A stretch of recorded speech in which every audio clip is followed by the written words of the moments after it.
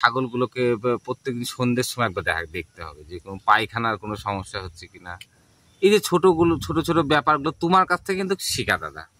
আমি এমন কোনো ভিডিও না আমি আমি তোমার ভিডিও মিস করিনি। ভাবি যে তুমি একটা পাগল, আমি এক পাগল পাল্লায় পড়েছি।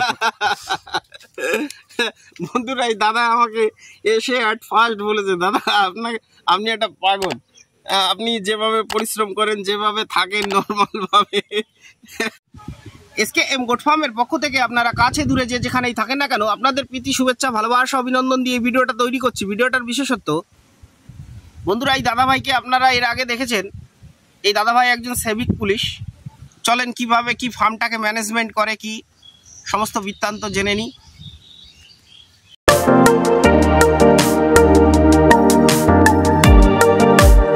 হ্যাঁ, নমস্কার দাদাভাই, ভালো আছেন? হ্যাঁ দাদা, ভালো আছি। আপনার নাম? আমার নাম সুমিত সরকার। আপনার বাড়ি কোথায়? আমার বাড়ি বেথুরাবাড়ি। আপনি এখন বর্তমানে কি কাজ করেন? সিভিক পুলিশে কাজ করি, সিভিক ভলেন্টিয়ার। সিভিক ভলেন্টিয়ার, তাই তো? তাই ভোটের ডিউটি আছে না? শোনা যাচ্ছে আজকে পড়তে পারে, লাইন ঠিক করা, আমি জানি না, এখনো কিন্তু খবর হয়নি। এখন কতগুলো ছাগল আছে? 25টা। কি প্রজাতির ছাগল আছে? আমার আগে ব্ল্যাক বেঙ্গল ছিল, এখন ওই ক্রস করাতে মানে ক্রসের দিকে আসছে। তা ব্ল্যাক বেঙ্গল থেকে ক্রস কেন করাচ্ছেন? ব্ল্যাক বেঙ্গলের সাইজগুলো ছোট হয়, আর যাই হোক একটা বাচ্চা যদি সেরকম ভাবে তৈরি করা যায়, একটা ভালো টাকা মুনাফা পাওয়া যায়।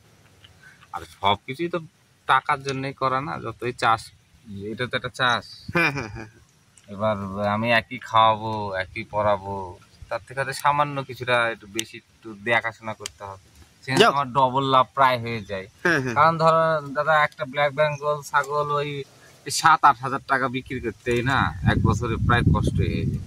কিন্তু ওই এক বছরে যদি ওই একটা যদি ক্রস ব্রিডের হয় না, সেটা একটা মোটামুটি ভালোই প্রায়। আপনি এই দিয়ে কতবার আমার ফার্মে আজকে আসলেন? মেলাবারই, তাও 4-5 বার প্রায়। তার সঙ্গে কানেক্ট রাখার পরে ফার্মটা কি একটু উন্নত বোধ মনে হচ্ছে? না, উন্নত বলতে যখন আমি নিজে জিনিসটা করার চেষ্টা করি, তখন ওই অনেকগুলো সমস্যা আমার হয়েছে। যেমন আমার দেখছি আমার ছাগলের গ্রোথ হচ্ছে না। বিশেষ করে আমার যে ছাগলের, আমি একটা ভালো জিনিস বুঝতে পেরেছি দাদা, যে তোমার ট্রিটমেন্ট আর আমার আগের ভুল, এই দুটো মিশিয়ে যখন আমি বুঝতে পারলাম, তখন কিন্তু আমার ফার্মটা ডেভেলপ করেছি।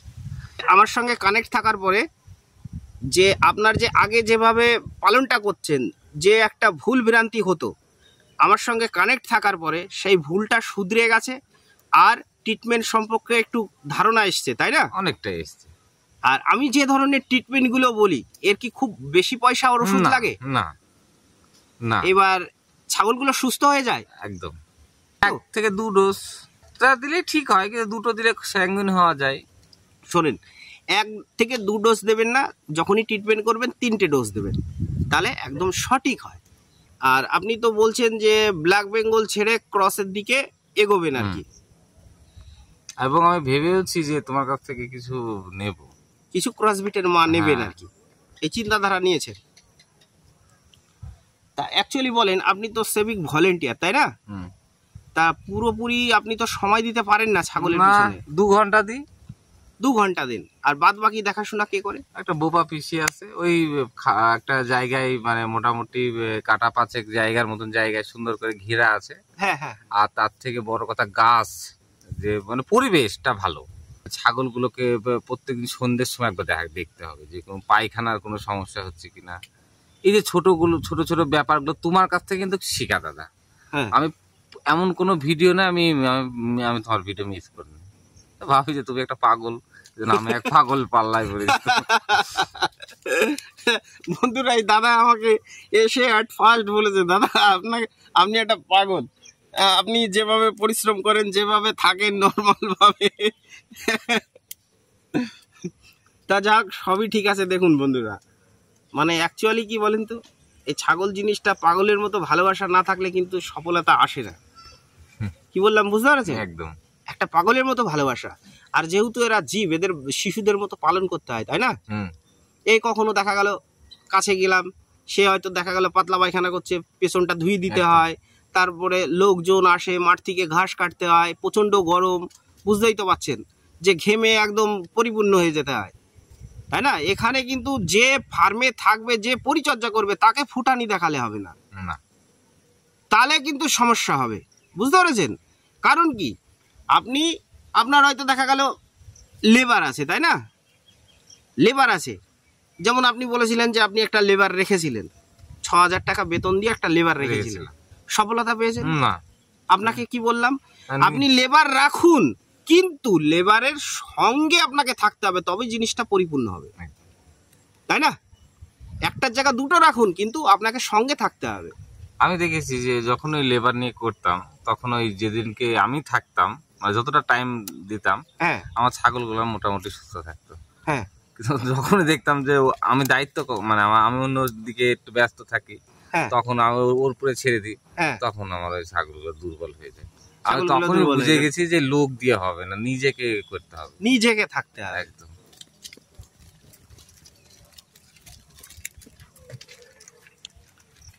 তাহলে ছাগল যে পালন করতে হবে, মেইন হচ্ছে নিজেকে পরিশ্রম করতে হবে, নিজেকে পাগল হতে হবে, নিজেকে পাগল হতে হবে, পাগলের মতো ভালোবাসা রাখতে হবে, তাই না?